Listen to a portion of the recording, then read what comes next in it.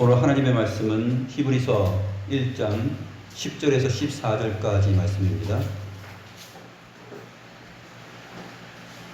신약성경 353페이지 히브리서 1장 10절로 14절까지 말씀입니다.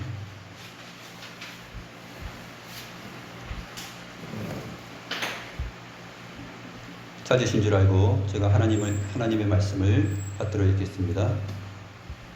또 주여 태초에 주께서 땅에 기초를 두셨으며 하늘도 주의 손으로 지으신 바라. 그것들은 멸망할 것이나 오직 주는 영존할 것이요 그것들은 다 옷과 같이 낡아지리니 의복처럼 갈아입을 것이요 그것들은 옷과 같이 변할 것이나 주는 여전히 연대가 다함이 없으리라 하였으나 어느 때 천사 중 누구에게 내가 내 원수로 내 발등상이 되게 하기까지 너는 내 우편에 앉아 있으라 하셨느냐. 모든 천사들은 섬기는 영으로서 구원받을 상속자들을 위하여 섬기라고 보내심이 아니냐. 이 히브리서의 내용은 다른 성경이 갖고 있는 의미가 그렇겠지만 모두가 다 하나님의 백성들, 교회에게 필요한 말씀을 기록한 내용입니다. 그러니까 성경의 내용은 단순히 신학적인 것이다 라는 것이 아니라 이 신학적이라는 것은 교회를 위한 하나님의 말씀이다 라고 이해를 하면 어렵지 않습니다. 마음 준비를 교회를 위한 또 나를 위한 하나님의 말씀이구나 이렇게 생각하면 그것이 바로 신학적인 것이다 하는 것입니다. 그래서 이 히브리서 1장에서 이렇게 왜 하나님의 아들에 관하여서 구약 계시로부터 시작해서 그 아들께서 완성하신 이 복음의 내용이 왜 믿는 성도들에게 필요한가 그것을 말하는데 히브리서 11장에 가면 많은 믿음의 선진들을 언급합니다. 그리고 나서 구름같이 둘러선 그 증인들이 우리에게 있다라고 말을 하죠. 거기로 연결이 되는 것입니다. 저와 여러분들이 지금 히브리서를 살피고 있는데 구름같이 허다한 증인들이 지금 우리를 향하여서 증인들로서 있다라는 것입니다.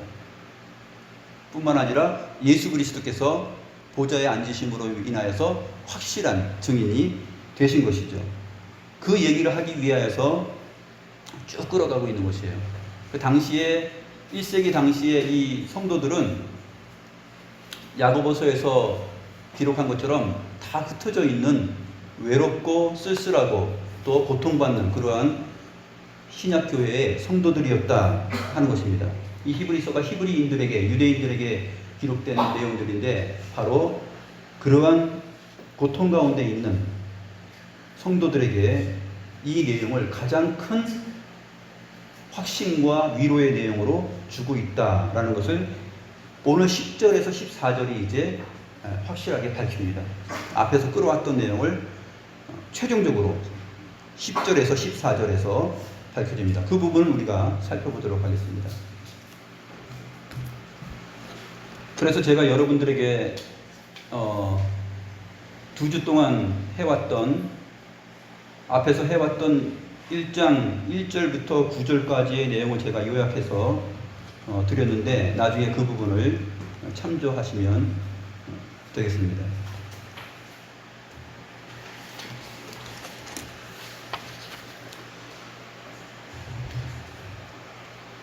저를 보셔도 되고 그 다음에 참 잘 따라오기가 힘드시면은 이 나눠드린 내용을 보면서 따라오시면 좋겠습니다.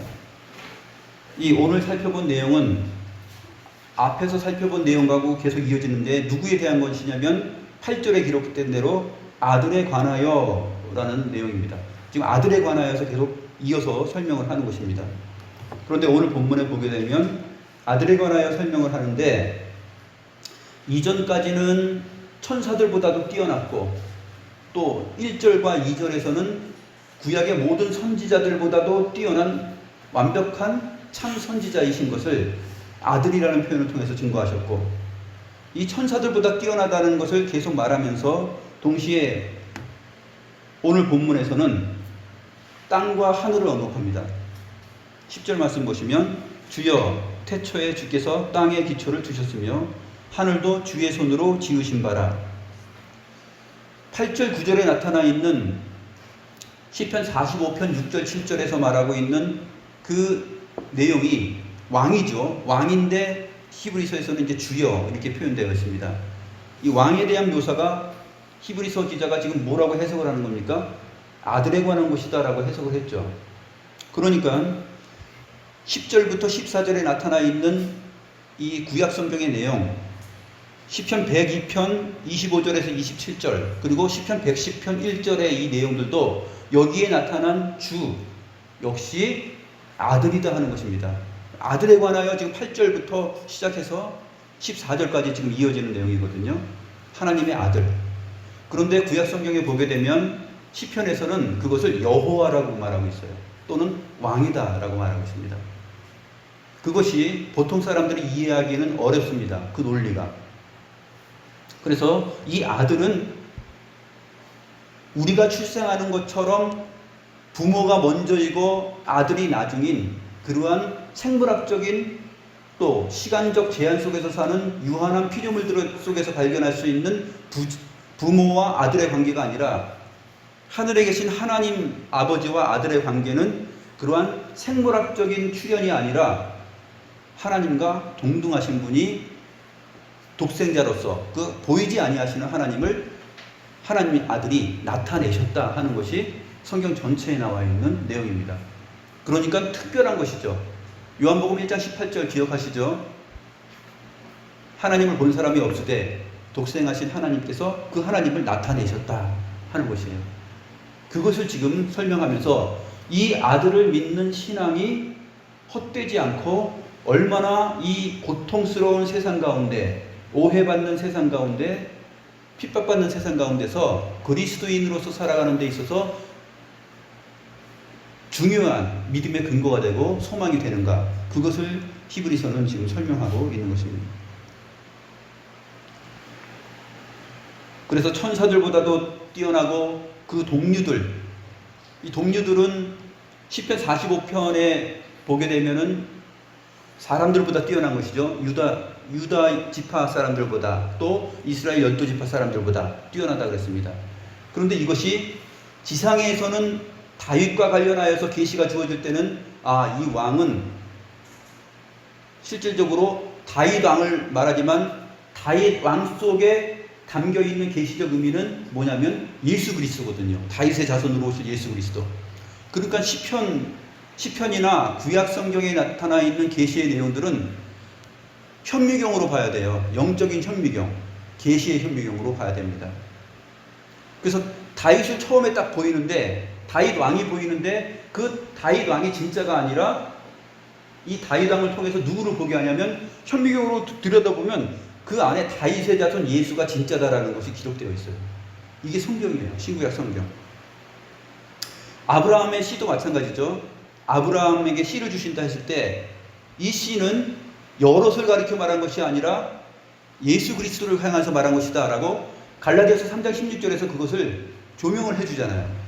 그런 것처럼 이 시편에 나타나 있는 이 표현들이 그렇게 전체 성경 계시의 현미경으로 봐서 이 의미가 아들에 관한 거구나 라고 이렇게 히브리서 기자가 정확하게 성령을 따라서 해석을 하고 있는 것입니다. 그 아들에 관하여 살펴보는 것입니다. 그래서 지난 시간에 살펴봤던 주를 동류들보다 뛰어나게 하셨다. 그 부분이 이제 시편 45편 2절 같은데 2절에 보게 되면 왕이 사람들보다 아름답다 그렇게 되어 있는데 이게 PL형으로 되어 있어요. PL형이란 뭐냐면은 굉장히 강조하는 거예요. 이 책상을 부쉈다 그러면 그냥 단어가 부쉈잖아요. 근데 PL형으로 문법적으로 기억되어 있으면 박살냈다 이렇게 번역이 되는 거예요. 그러니까 이 왕이 사람의 아들들보다 인생들보다 뛰어나다 탁월하다 했을 때 그것을 아름답다라는 것이 뭐냐면 완벽하게 아름답다라는 뜻이에요. 그냥 아름답다가 아니라 완벽하게 아름답다. 요새 학생들이 많이 쓰는 말이죠. 너 완전 뭐뭐해. 그런 거. 완전 뭐뭐해. 그런 말 쓰잖아요. 이 왕은 모든 인생들보다 완벽하게 아름답다. 그것을 말하는 것입니다. 그런데 지상에서는 그렇게 쓰는데 이 아들이신 주님이 천상에 하나님과 함께 계셨잖아요. 태초에 하나님과 함께 계셨습니다. 그랬을 때 이 동류들보다 그 아름다움이 뛰어나다 했을 때는 천상에 있는 그림으로 보게 되면 천사들보다도 뛰어난 것이 되는 거예요. 그 부분이 하나 더 생각할 부분입니다. 그래서 성경에 보게 되면 욥기 1장하고 그 뒷부분에 나중에 가게 되면 하나님의 아들들을 천사로 표현을 하고 있습니다. 하나님의 아들들과 사탄이 나타나서 욥에 대하여서 이제 얘기하는 장면이 있지 않습니까? 거기서 하나님의 아들들은 천사들입니다. 그러니까 하나님의 아들들, 이 천사들보다도 뛰어나다, 완벽하게 아름답다 하는 부분이 이제 지상에서 천상으로 옮기면 그 주님이 우리에게 확인이 됩니다. 그 부분은 이제 제가 나눠드린 내용 안에 정리를 해서 드렸습니다. 오늘 본문으로 가서 계속해서 살펴보겠습니다. 시편 102편 25절 27절과 시편 110편 1절 두 곳을 오늘 인용하여서 아들에 관하여 설명하는데, 보면은 11절에 그것들은 멸망할 것이나 그렇게 되어 있어요. 이 멸망할 것이나는 좀 심하게 번역이 됐는데 사실은 원래 의미는 사라질 것이다, 뭐 없어질 것이다 이렇게 되어 있습니다. 그것들은 사라질 것이나 또는 없어질 것이나, 시편 102편에는 그것이 없어질 것으로 되어 있죠. 그렇게 번역하는 것이 더 맞습니다. 그래서 우리말 시편에 잘 번역된 것처럼 그 말씀을 지금 인용하는 것이기 때문에 성경을 번역할 때도 여기서 그것들은 멸망할 것이나 라고 번역하는 것보다 통일성을 이루어서 시편 102편 25절 이하에 있는 것처럼 그것들은 없어질 것이나 이렇게 번역하면 더 이해하기가 좋겠죠. 그래서 이것을 하늘과 땅과 비교하고 있습니다. 이 하늘과 땅은 눈에 보이는 것과 보이지 않는 것 전체를 가리킵니다. 근데 그것들은 낡아질 것이다, 사라질 것이다, 없어질 것이다 라고 말을 해요. 사라지지 않고 낡아지지 않고 없어지지 않을 것은 그러면 뭐만 있느냐? 아들, 또 성부 하나님, 성령, 삼위일체 하나님밖에 없다 하는 것을 말합니다. 그 중에서 특별히 오늘은 이 아들에 관하여 말하기 때문에 성자 하나님이신 이 아들, 우리가 믿는 주 예수 그리스도는 낡아지거나 변하거나 없어질 것이 아니라 영원하신 하나님이시다 하는 것을 말하는 거예요. 그래서 주여 태초에 주께서 땅에 기초를 두셨으며 라는 부분이 지금 아들에 관하여 말하는 것이기 때문에 말을 바꿔서 해야 됩니다. 우리가 볼 때 어떻게 해석이 되죠? 아들이시여 태초에 아들께서 땅에 기초를 두셨으며 하늘도 아들의 손으로 지으신 바라, 이렇게 봐야지 정확한 것이에요. 성경을 볼 때 그렇게 보는 것입니다. 그래야 골로새서 1장 16, 17절에 있는 것처럼 그 아들에 관한 내용을 눈에 보이는 것과 보이지 않는 것들을 아들, 하나님의 아들이 만드셨다 하는 이 창조에 대한 이 내용이 일치가 되는 것입니다.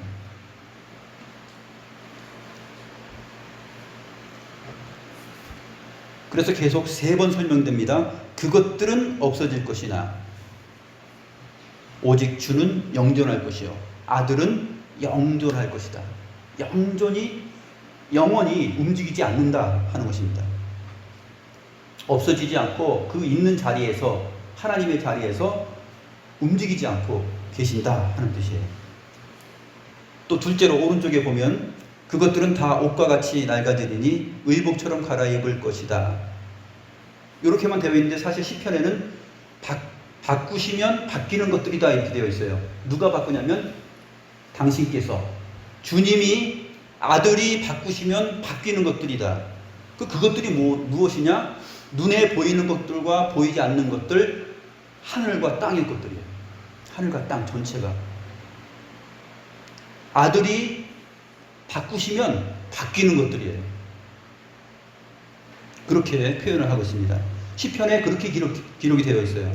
히브리서는 조금 약간 생략이 되어 있는데, 그 다음에 셋째로 그것들이 옷과 같이 변할 것이나 주는 여전하여 연대가 다함이 없으리라.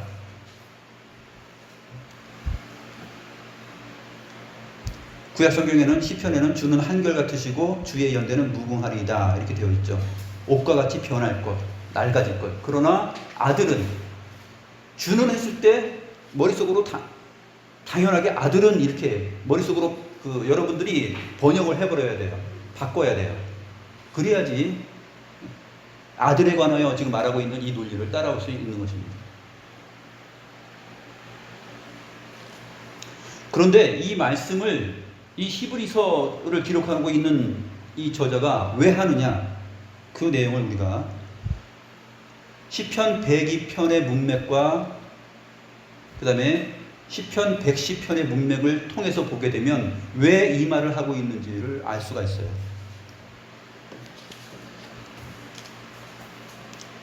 먼저 주님께서 말씀하신 동일한 내용도 한번 보겠습니다. 마태복음 24장 35절에서 하나님의 아들이신 주님이 직접 말씀하셨는데, 어떤 상황을 놓고서 말씀하시냐면 마지막 심판의 내용을 놓고서 말씀하십니다. 심판에 관한 내용을 쭉 하시다가 천지는 없어질지언정 내 말은 없어지지 아니하리라. 이것을 직역을 하면 하늘과 땅은 없어질 것이다. 그러나 내 말들은 없어진 적이 없다. 이렇게 기록되었어요. 하늘과 땅은 없어질 것이지만 그러나 내 말들은 없어진 적이 한 번도 없다라는 거예요. 누가 하신 말씀이죠? 마태복음에서 예수님께서, 하나님의 아들이신 예수님이 하신 말씀이에요. 이 말씀은 바로 시편에서 말한 내용이죠. 시편에서 구약의 시편 저자가 아들에 관하여 기록된 말씀이다 라고 말하면서 천지는 낡아지고 없어질 것이지만, 변할 것이지만 주는, 아들은 영존하시고 변하지 않으신다. 마태복음 24장 35절에서 이것을 누가 한 말이라고 그러냐면 내 말들이다 라고 말을 해요. 이렇게 말하는 것, 구약에 있는 이 말들이 누구의 말이냐 그러냐면 이 아들께서 직접 말씀하시죠. 이 말들은 다 나의 말들이다 이렇게 표현하고 있습니다.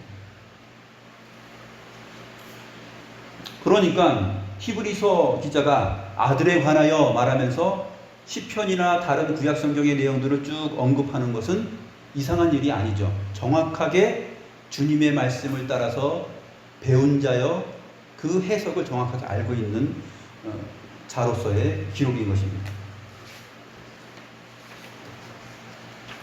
나눠드린 2페이지에 보게 되면 히브리서 전체에 나타나 있는 여러 부분과 여러 모양들, 즉 구약성경 모세의 율법과 선지자의 글과 시편의 날을 가리켜 말한 누가복음 24장 44절에 있는 그 여러 모양과 또 여러 모양으로 또 여러 방법으로 말한 그 내용들이 있습니다.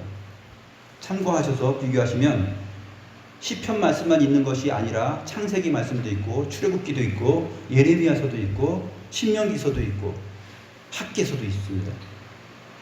여러 부분과 여러 모양, 히브리서 전체에 나타나 있는 인용 구절들입니다. 나중에 여러분들이 참고하시면 되겠습니다.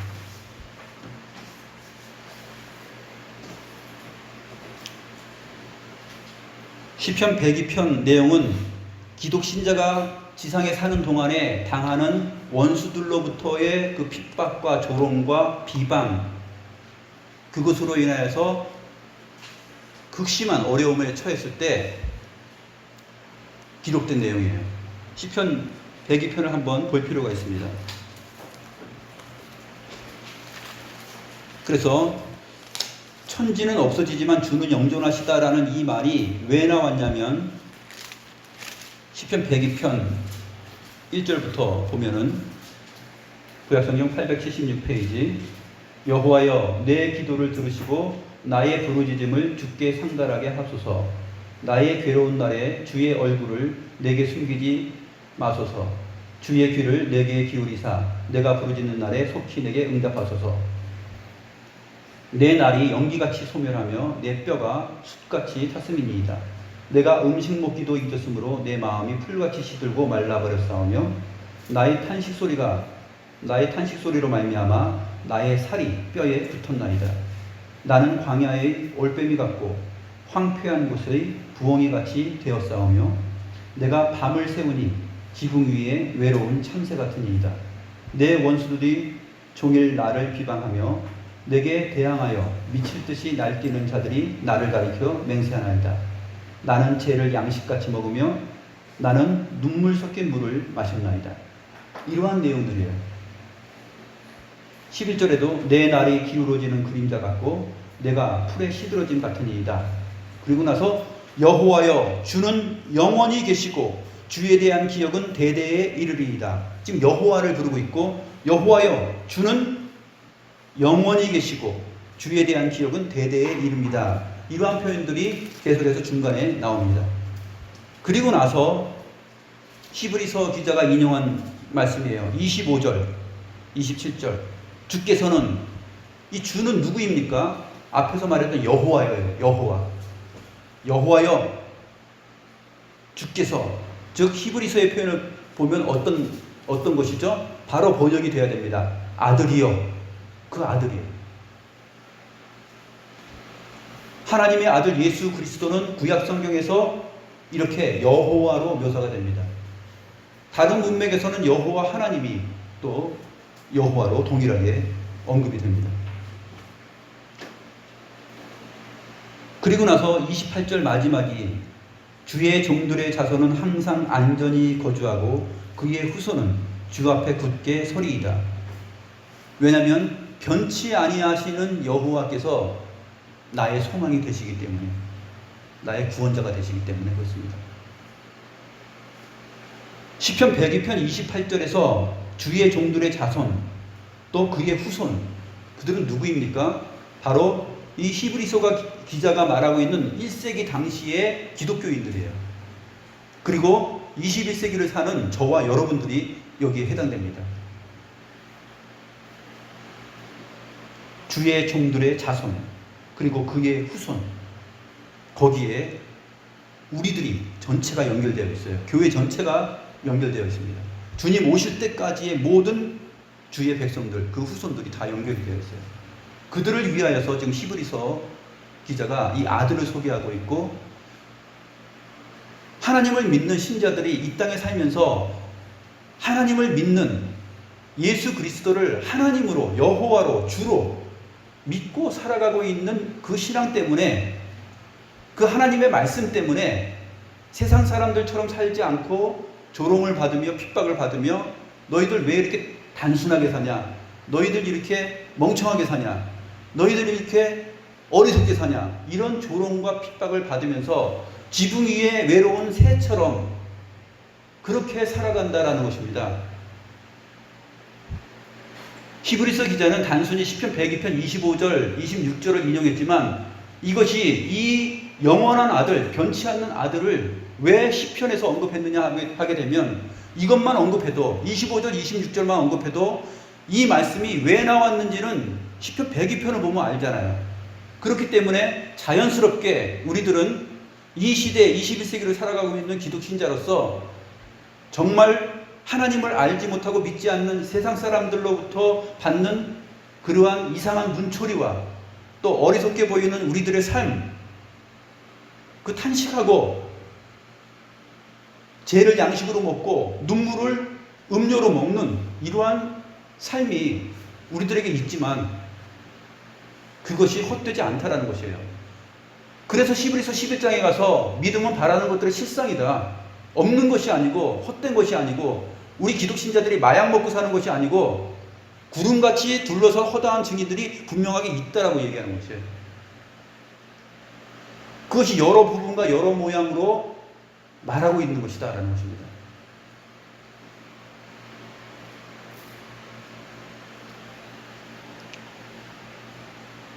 시편 102편 오늘 25절 말씀하고 비슷한 내용이 욥기서에 있는데, 욥기 38장 4절에 보게 되면 내가 땅에 기초를 놓을 때에 내가 어디 있었느냐.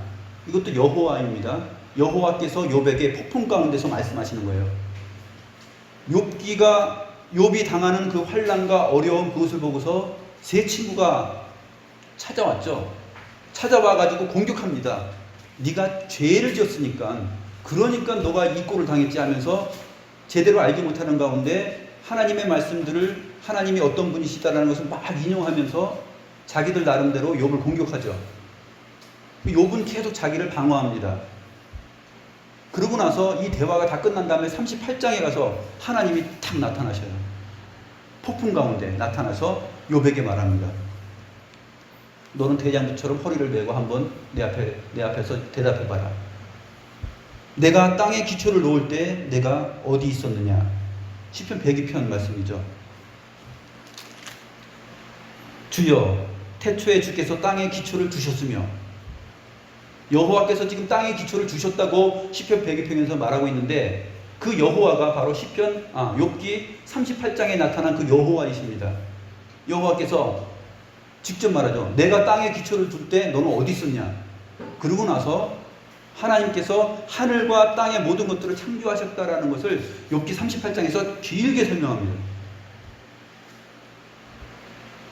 그런데 이 욥의 내용 역시도 무엇과 통합니까? 시편 102편하고 통하죠. 이 땅에 살면서 하나님을 믿지 않는 세상 사람들에게 조롱당하고 비방받는 것뿐만 아니라 하나님을 제대로 알지 못하는 믿는다고 하는 신자들 사이에서도 비방받는 일, 이 욥이 그러한 위치를 말해줍니다. 그러니까 참된 기독신자들은 얼마나 어려운 삶을 사냐면, 이 기독신자들이 지상에서 살아가는 동안에 하나님을 전혀 알지 못하는 자들로부터의 비방도 받고, 같은 형제라고 일컫는 기독신자들 안에서도 비방을 받습니다. 욥처럼요.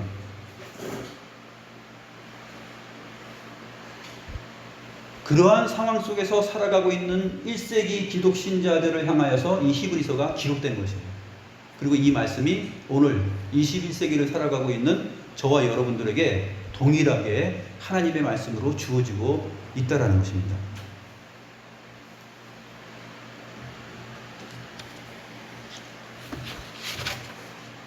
뒤를 넘겨서 4페이지 보시면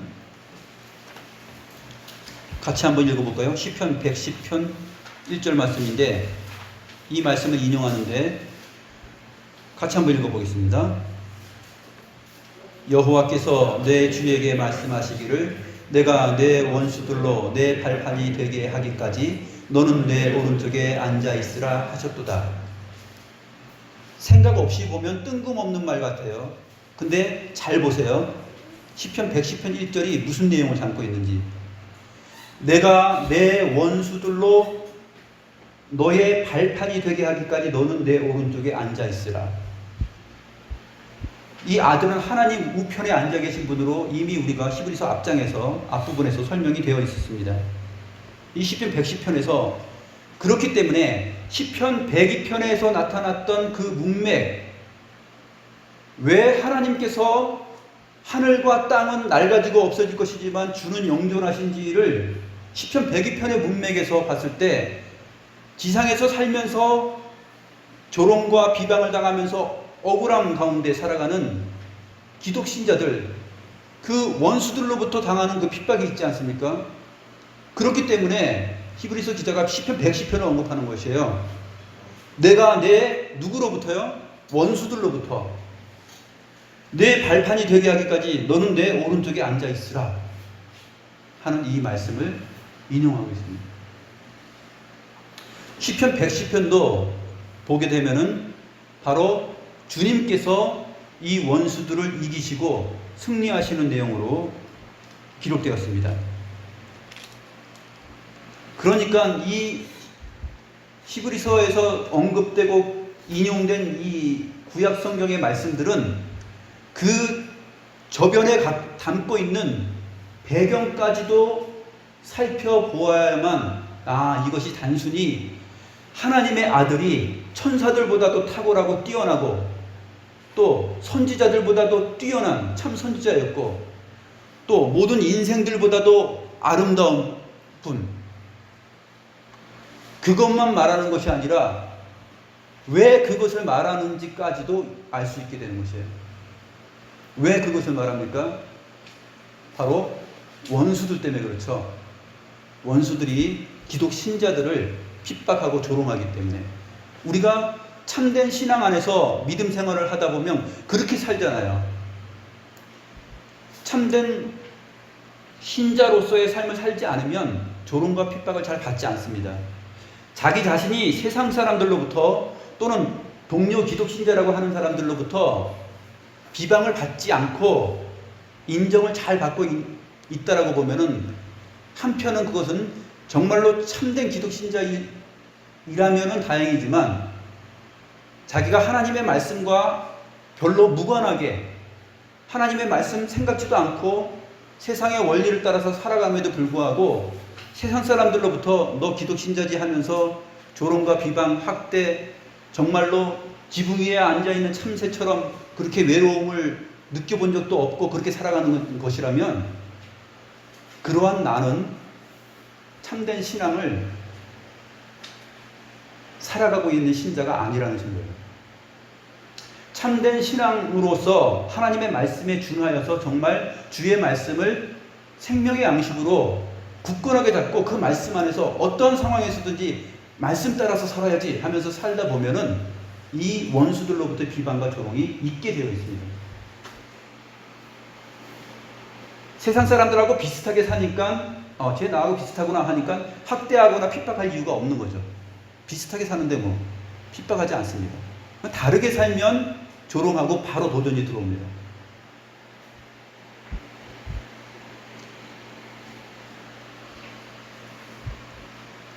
그래서 이 히브리서의 내용을 보게 되면 바로 그러한 하나님의 말씀, 그것이 내 인생에 정말 내 발걸음의 빛이요, 이것이 나의 생명이요, 사람이 떡으로만 사는 것이 아니라 하나님의 말씀으로 인하여서 산다라는 그 내용을 가지고 살아가는 신자들에게 그들이 맞이하고 있는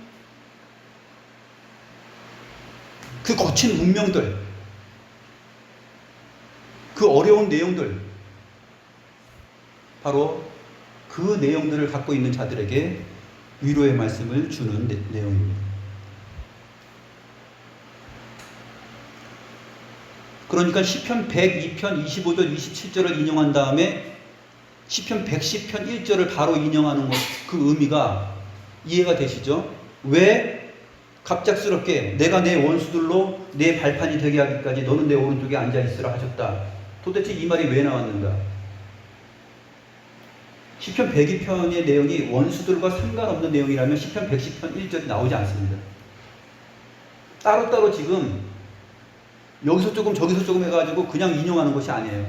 단순히 천지 만물보다 영존하신 분이다 이것만 말하기 위하여서 시편 102편이 인용되지도 않았고, 시편 110편 1절의 인용은 시편 102편 25절 26절의 인용이 왜 나왔는지의 근거를 확실하게 도장 찍어주는 내용이에요. 왜 나왔는가? 그것은 너희들이 세상에 사는 동안에 이러한 원수들로부터 눈물을 물처럼 마시고 죄를 양식으로 먹는 까닭에 있는데, 그러나 너희들 힘내라. 힘내. 주는 세상과 같지 않다. 하늘과 같지 않고 땅과 같지 않고 천사들과 같지도 않고 눈에 보이는 것과 보이지 않는 것들과 같지 않고, 주는 영존하시다. 낡아지지 않고.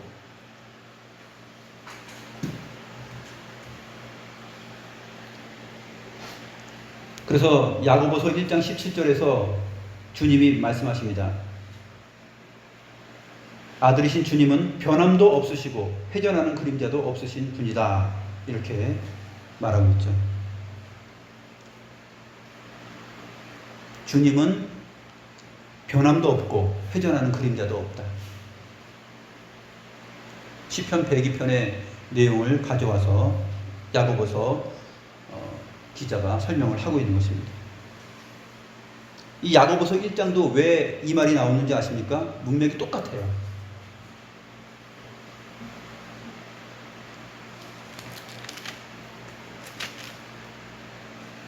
야고보서 1장 2절부터 보게 되면 내 형제들아 너희가 여러 가지 시험을 당하거든 온전히 기쁘게 여기라. 이는 너희의 믿음의 시련이 인내를 만들어내는 줄을 너희가 알리라. 인내를 온전히 이루라. 이는 너희로 온전하고 구비하여 조금도 부족함이 없게 하려 함이라. 이렇게 나가다가 그 시험 얘기를 쭉 하다가 나중에 결론으로 말합니다. 온갖 좋은 은사와 온전한 선물이 다 위로부터 빛들의 아버지께로부터 내려오나니 그는 변함도 없으시고 회전하는 그림자도 없으시니라. 바로 빛들의 아버지로부터 내려온다. 18절 그가 그 피조물 중에 우리로 한 첫 열매가 되게 하시려고 자기의 뜻을 따라 진리의 말씀으로 우리를 낳으셨느니라. 하나님께서 진리의 말씀으로 우리를 낳으셨다. 너희들의 출생은 지상에서 단순히 지상에서 혈연적으로 그렇게 출생한 출생이 아니야. 너희들은 하늘로부터 위로부터 난 자들이다. 이렇게 말을 하는 것이에요. 하나님의 아들이신 주님께서 위로부터 나셨듯이 너희들의 출생도 지상의 생물학적인 단순한 태어남이 아니라 진리의 말씀 아들과 같이 낳았다라고 얘기하는 거예요. 그래서 아들을 소개하는 것입니다. 아들이 먼저 나신 분이시다. 맏아들 그렇게 표현되어 있잖아요. 맏아들이라는 것은 무엇을 암시하고 있습니까? 맏아들은 그 다음 아들들을 암시하고 있죠. 먼저 나신 자가 있으면 나중 나시는 자식들도 있는 것이에요. 그래서 이것이 히브리서 2장으로 연결이 돼서 다음 주부터 살펴보는 히브리서 2장에 가게 되면 그것을 형제들이라 그럽니다. 형제들. 이 아들의 형제들에 대해서 설명을 하는데 맛을 한번 먼저 봐야 알겠죠? 2장 10절 보시면 그러므로 만물이 그를 위하고 또한 그로 말미암은 이가 많은 아들들을 이끌어 영광에 들어가게 하시는 일에 그들의 구원의 창시자를 고난을 통하여 온전하게 하심이 합당하도다. 거룩하게 하시는 이와 거룩하게 함을 입은 자들이 다 한 근원에서 난지라. 그러므로 형제라 부르시기를 부끄러워하지 아니하시고 누가 그랬다는 것입니까? 아들이 그랬다는 거예요. 아들이. 하나님의 아들의 우리들이 누구냐면 모두가 다 한 근원 하나님께로부터 난 자들이다. 그래서 주님께서 우리를 형제라 부르기를 부끄러워하지 아니하셨다. 누가 내 형제며 내 모친이냐? 바로 하나님의 말씀을 따라 지키는 자들이 내 형제다. 주님께서 그렇게 말씀하셨죠. 우리를 이 아들이신 먼저 나신 맏아들이신 이 주님께서 우리를 태어난 근원이 똑같기 때문에 우리를 형제라 부르는 거예요. 하나님의 말씀을 따라 사는 우리를 형제라 부르기를 부끄러워하지 아니하였다. 이게 얼마나 기독 신자들에게 힘이 되고 위로가 되는가, 그것을 배워가는 것입니다. 여러분, 기독 신자로 신앙생활을 하면서 산다라는 것, 하나님의 말씀을 알아가는 그 증거만큼 여러분들은 위로를 얻습니다. 하나님의 말씀을 막연하게 알면 기독 신자됨의 의의도 모르고 항상 어린아이와 같이 살아갈 수밖에 없어요. 항상 어린아이처럼 있지 말고 장성해라 라고 성경이 말하고 있죠.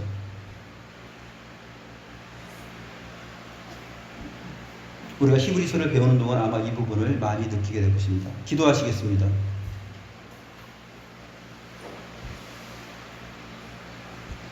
하나님 아버지, 하나님께서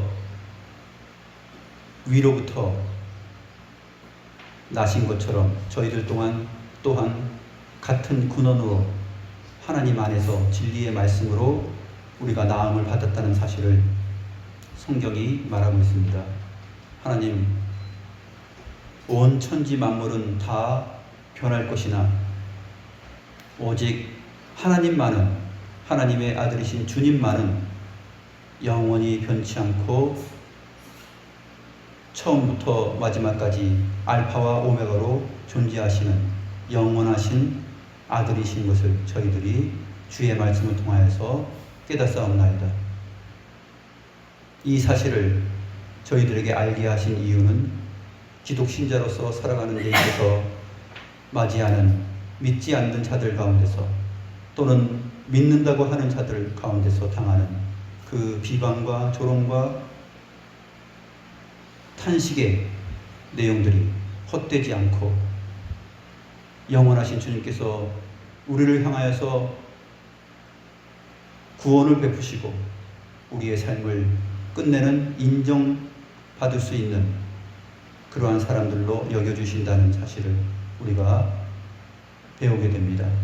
하나님, 이러한 사실들을 앞으로의 내용들을 통해서 더욱더 알아가면서 기독신자로서 이 땅에서 산다라는 그 의미를 다른 여러 가지 생각들과 또 나의 경험과 나의 생각들 가운데서 찾는 것이 아니라 하나님의 말씀에 근거하여서 찾아가며 더욱더 깊은 신앙으로 나아갈 수 있는 저희들이 되게 하여 주시옵소서. 예수님의 이름으로 기도드립니다.